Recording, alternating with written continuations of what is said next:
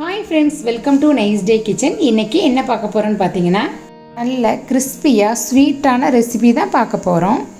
எப்போவும் அதிரசம், மைசூர் பாக்கு, லட்டு தான் நம்ம பண்ணுவோம். இந்த தீபாவளிக்கு இதே மாதிரி செஞ்சு பாருங்கள். வாங்க எப்படி செய்யலான்னு பார்க்கலாம். ஃபஸ்ட்டு பாத்திரத்தில் 2 கப் தண்ணி ஊற்றிக்கோங்க. ஸ்டவ்வை ஆன் பண்ணி விட்டுருங்க. தண்ணி நல்லா கொதிக்கட்டும். மிக்ஸி ஜாரில் 1 கப் சர்க்கரை போட்டுக்கோங்க. 8 ஏலக்காய் இதெல்லாம் போட்டு நல்லா பவுட்ரு பண்ணிடலாம். இதே மாதிரி பவுட்ரு பண்ணிக்கணும். தண்ணி நல்லா கொதிச்சிருச்சு. பவுட்ரு பண்ண சர்க்கரையை போட்டுக்கலாம். இது பார்த்துக்கிட்டிங்கன்னா நல்லா கெட்டியாக வரணும். அடுப்பை கம்மியாக வச்சுக்கோங்க. இது ரெடி ஆகிறதுக்குள்ளே நம்ம மாவு பிசைஞ்சிக்கலாம். பவுலில் 2 முட்டையை போட்டு இதே மாதிரி நல்லா பீட் பண்ணிக்கோங்க. ஒரு பிஞ்ச் உப்பு போட்டு இதையும் நல்லா மிக்ஸ் பண்ணிடலாம். சர்க்கரை எடுத்தோம் பார்த்தீங்களா, அதே கப்பில் 2 கப் மைதா போட்டு நல்லா மிக்ஸ் பண்ணிக்கலாம்.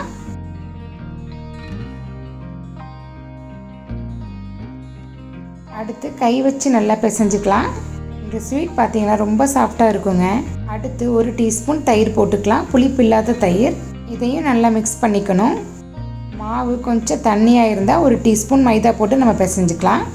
எனக்கு கரெக்டாக தான் இருந்துச்சு. நல்லா பிசைஞ்சாச்சு. அதுக்கப்புறம் 1 டீஸ்பூன் நெய் போட்டு இதையும் நல்லா பிசைஞ்சிடணும். நல்லா பிசைஞ்சதுக்கப்புறம் ஒரு 5 நிமிஷம் நல்லா ஊறட்டும். மாவு இதே மாதிரி நல்லா சாஃப்டாக இருக்கணும். சர்க்கரை பாகும் ரெடி ஆயிடுச்சு. ஸ்டவ் ஆஃப் பண்ணிடலாம். கீழே மாவு போட்டு நம்ம சப்பாத்திக்கு தேய்க்கிற மாதிரி ரவுண்டாக பெருசாக தேய்ச்சிக்கலாம்.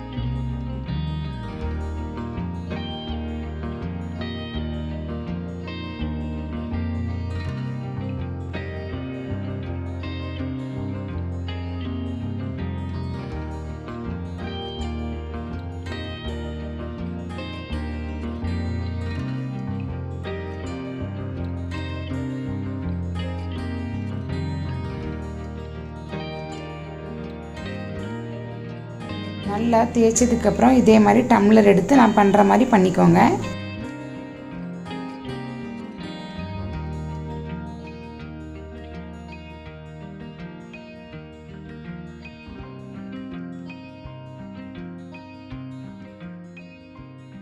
மிச்சம் இருக்க மாவை இதே மாதிரி திரும்பவும் நம்ம செஞ்சுக்கலாம்.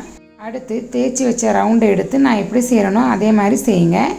உங்ககிட்ட பீஸா கட்டர் இல்லைனாலும் பரவாயில்ல, நம்ம கத்தி வச்சு செஞ்சுக்கலாம்.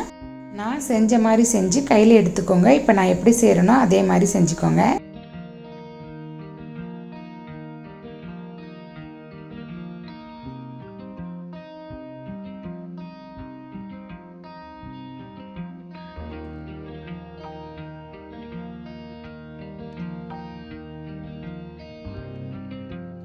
இதே மாதிரி எல்லாத்தையும் ரெடி பண்ணி வச்சுக்கோங்க. இப்போ நம்ம பொரிச்சு எடுத்துடலாம்.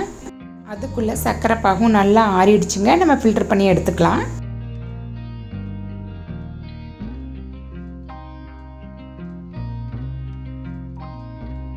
பாத்திரத்தில் எண்ணெய் ஊற்றி நல்லா சூடானதுக்கப்புறம் நம்ம எல்லாத்தையும் பொரிச்சு எடுத்துடலாம்.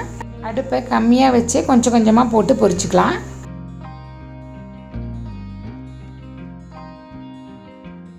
இதே மாதிரி எல்லாத்தையும் பொரித்து எடுத்துக்கணும். பொரிச்சதை அப்படியே சாப்பிட்டுக்கலாம். அதுவே அவ்வளோ கிறிஸ்பியாக இருந்தது. அடுத்தது எல்லாத்தையும் நம்ம சர்க்கரை பாகில் போட்டு எடுத்துக்கலாம்.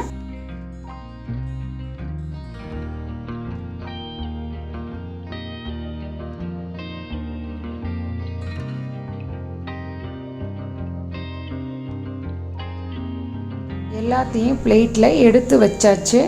அகலமான பிளேட்டில் மாற்றி சர்க்கரை பாகு இருக்குது பார்த்தீங்களா, அதை கொஞ்சம் கொஞ்சம் மேலே ஊற்றி விட்டுறலாம். கரெக்டாக 15 நிமிஷம் ஊறினதுக்கப்புறம் நம்ம வேறு பிளேட்டில் மாற்றிக்கலாம். ஸ்பூன் வச்சு நல்லா மிக்ஸ் பண்ணி விட்டுருங்க. நல்லா ஊறிடுச்சு. இப்போ நம்ம எடுத்துடலாம்.